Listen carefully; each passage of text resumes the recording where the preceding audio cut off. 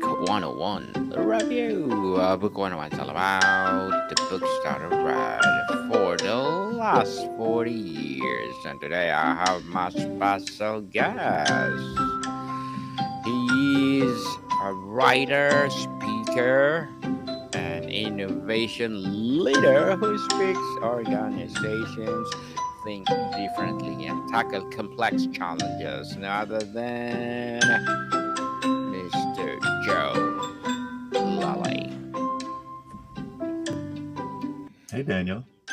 Welcome, Mr. Joe, on Book 101 Review. And can you please introduce more about yourself that I miss? Yeah, sure. I describe myself as a really curious person who has asked why many, many times in my life and felt a little out of place for doing that early in my career and occasionally still do. I've spent a lot of my work life designing and facilitating workshops for organizations that maybe are stuck in some way, understanding their customers, understanding their internal teams, figuring out their roadmaps. I really enjoy that work, and a lot of the insights from that work led to my book, which is called Question to Learn, as you mentioned, and it's all about curiosity and taking a different look at situations, maybe an unconventional one. Indeed, and thank you so much for sharing your knowledge and wisdom to the world, Mr. Joe. So, question to learn: why did you wrote this book? I wrote it, so I had started about 8 or 10 years ago writing articles about, as I mentioned, a lot of the insights and observations from workshops with clients. And most of the time, I'd see people make these breakthroughs going from maybe thinking in sort of the same old way to this just new thinking. I started writing the articles mostly just to figure out what I thought about these things. Writing really helps me do that.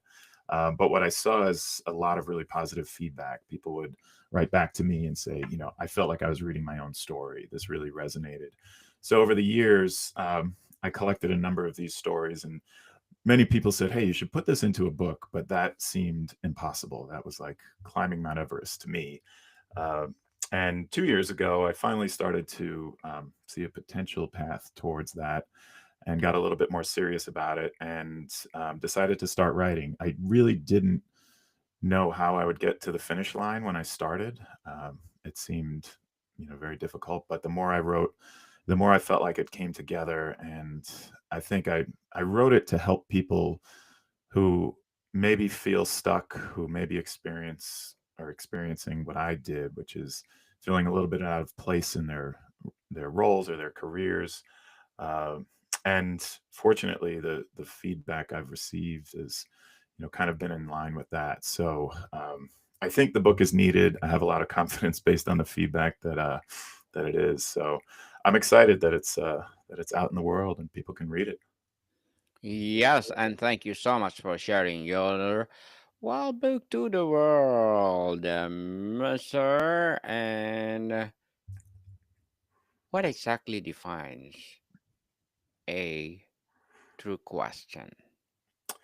So this was something that I discovered along the way. So I have been a big fan of questions and curiosity, and a big fan of works like the book by Warren Berger called A More Beautiful Question. And he defines a beautiful question as something ambitious, actionable, and potentially game changing. And I always loved that description. But for me, I needed something a little bit upstream from that. To me, I felt like trying to check those three boxes when I don't know yet what my question really is or kind of where I'm headed. Checking those three boxes felt like maybe a barrier. Maybe I just wouldn't ask the question because it didn't do those three things.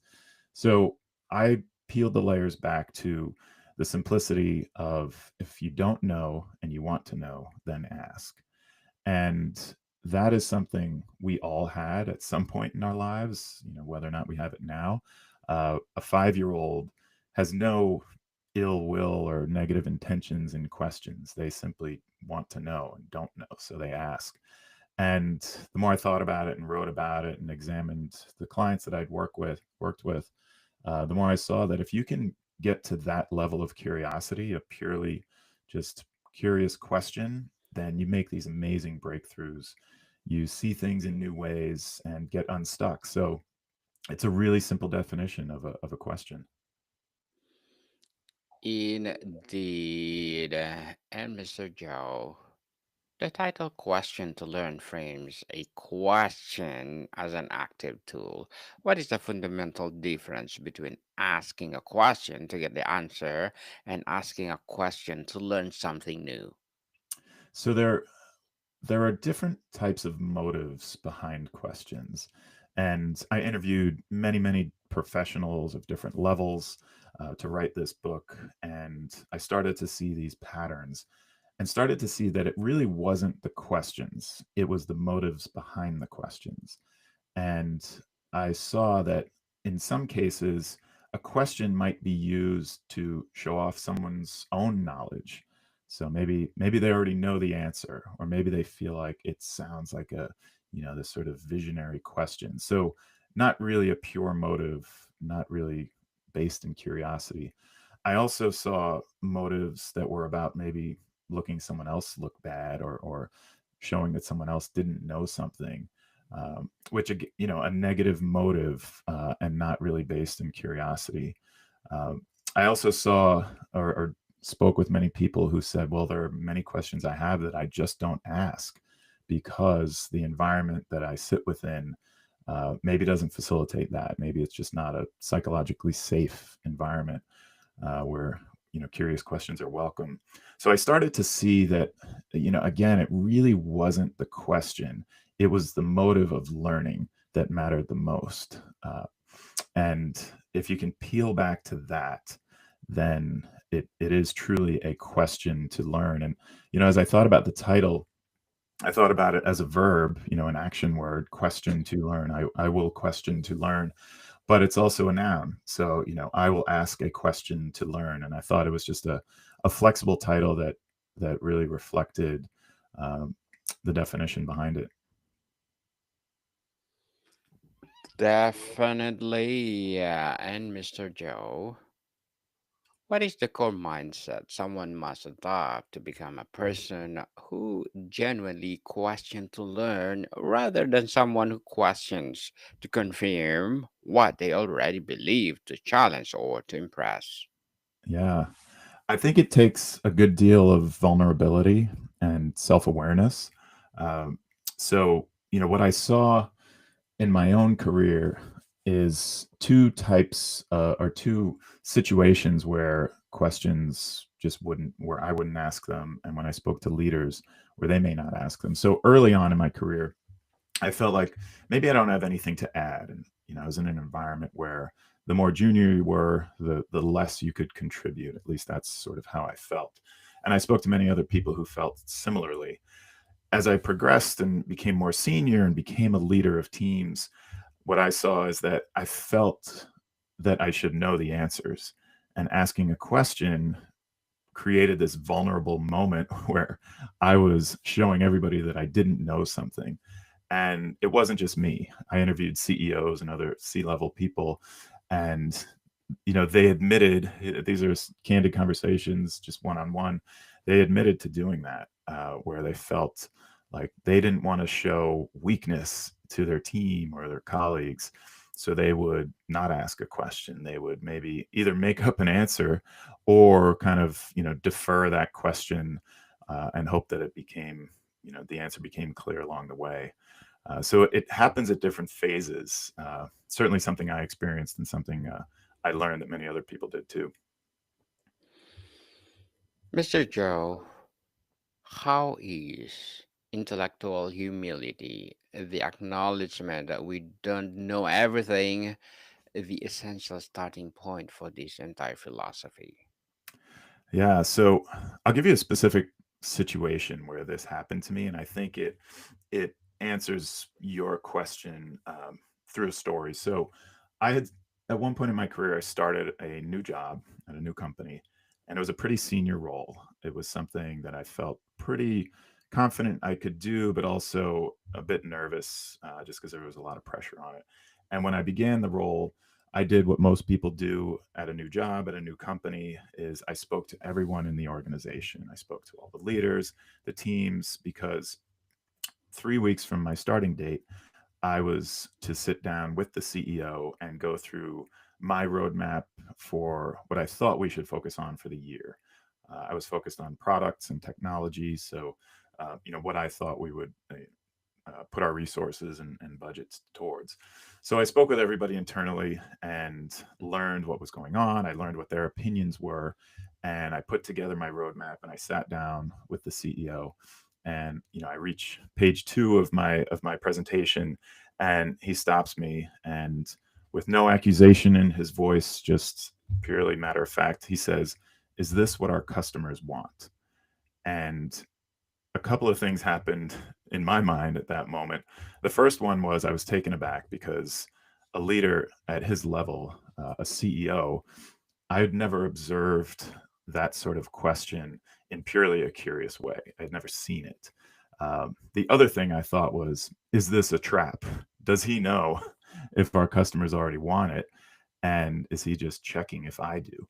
So I had a choice to make at that moment. I could make an answer up, or I could admit that I didn't know. Because I did not know, I realized that I had never observed customers. I had never spoken with customers. I had never learned about their current experiences or needs. I was basing everything on what I'd heard from colleagues and others internally. And if they thought things were a good idea, it was good enough for me. So I took a chance in that moment, and I said, you know, to be honest, I actually don't know if our customers want this. And I braced for the worst, uh, but that's not what I got. He responded and said, "Well, how might we find out?" And it really made an impression on me because I saw this very high level, very successful person who asked a question because he did not know, and then followed it up with, "How might we find out?" So, still being curious. And it really changed my view of leadership. It helped me get to a point where that could be part of a really high level, very experienced person's career. So that kind of changed things for me. We all know who, what, when, where, why. What is the most or more powerful yet underutilized type of question that truly opens the door to deep learning, Mr. Joe? I'll share with you my favorite question, and it's one that does what you said. It opens up the door, and that is, how did you come to feel that way? I really like this question because it's welcoming, it's very curious. It does not have assumptions built into it, and it can be used in so many situations. So, in a business setting, if you're working with a colleague and maybe they have a certain opinion on something, you can learn more about it by just saying, "How did you come to feel that way?" It's different than, "Why do you think that?" which can feel a little bit like an accusation.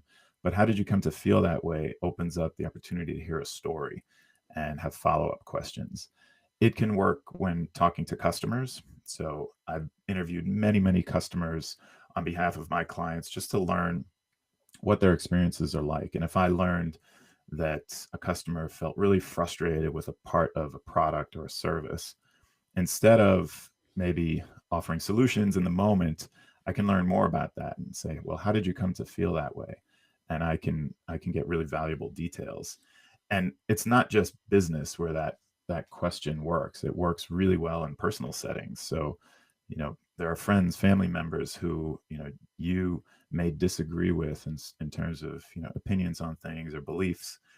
And just starting with, "Well, how did you come to feel that way?" allows you to find probably some common ground and build a little bit of empathy and connection with that person. So that's my favorite question. How did you come to feel that way? Interesting, Mr. Joe. As a writer, speaker, and as a debut author, what are your short term and long term goals? So, um, short term, I think what I have to say, at least what I've realized, is that what I have to say is something people are really interested in and resonates with them. So, a percentage of the work I do involves speaking. The higher percentage involves workshops. And when I say workshops, I mean uh, getting a group of people, a group of leaders, group of teams into a room and going through specific activities designed to help them understand problems, challenges, and then iterate their way towards solutions. I love that work. I think it helps people tremendously. I would love to offer this new service of speaking about what I've written in the book and telling the stories. My book is very, very heavily story based. It's not, it's not an academic book. I have research built in, but I've found that stories about these sorts of things resonate more with people. So I'd love to be able to do more of that, do more speaking, and at the same time, I always feel like it's important to pair these sorts of stories and concepts with the opportunity for the audience to immediately apply some of them. So, my talks are a little bit different in that I will talk about something and then I will present an activity for the audience to do something simple, something they can do in the moment. So, my hope is that I'll be able to share more of that with people. Good luck to your goals, Thank Mr. you. Joe, and looking forward for more success. And what would be your piece of advice for those people out there who want to be like you? My advice would be if you've ever felt like you were in a situation and you just really couldn't connect what you were doing to why you were doing it. And that can be just you as an individual, but it can also be at a team level or even an organizational level. If you felt like that, and I felt like that many times in my career where I would just say, "Well, why are we doing this?" And those questions weren't always welcome. My advice would be to find other curious people because I guarantee you they are there. And I guarantee that you're not the only person who's asking why.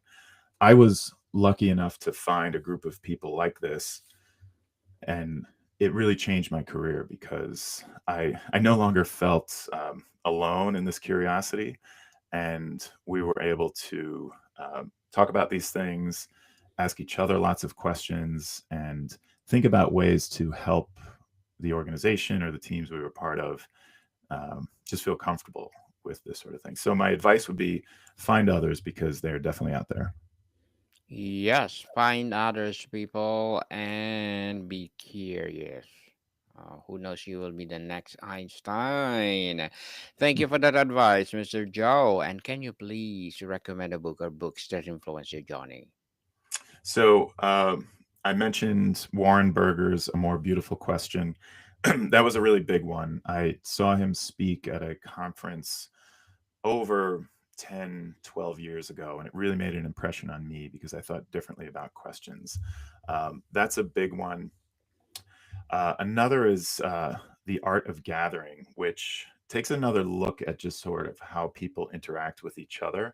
Um, I think it's something that resonated with me a lot because I talk a lot about meetings in my book, and I think meetings are, meetings are your company's culture.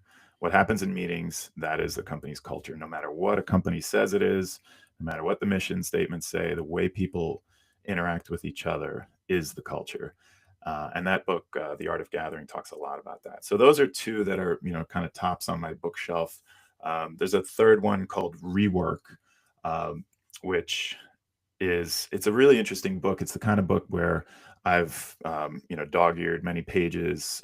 Each chapter sort of stands alone, and it's just lots of lessons about different ways to do work. So, I tend to gravitate towards these books that help you think a little bit differently, and those are three that definitely check that box. Thank you for that recommended books, Mr. Joe. In an age where factual answers are at our fingertips, what is Mm, the value of asking complex, nuanced questions that don't have a simple single answer? yeah. So, artificial intelligence is obviously this incredibly powerful resource, powerful tool where you can ask it anything and it will have lots of answers. It can comb through more information than we ever could find in multiple lifetimes. So incredibly valuable. I think if we can remember to combine that with our human skill of critical thinking and curiosity, then I think it's a great pairing and super powerful. What I've observed, so I've used artificial intelligence in many of my workshops at different phases. And where I think it's incredibly valuable is oftentimes I'll have teams research, well, how have others maybe addressed this challenge that we're trying to address?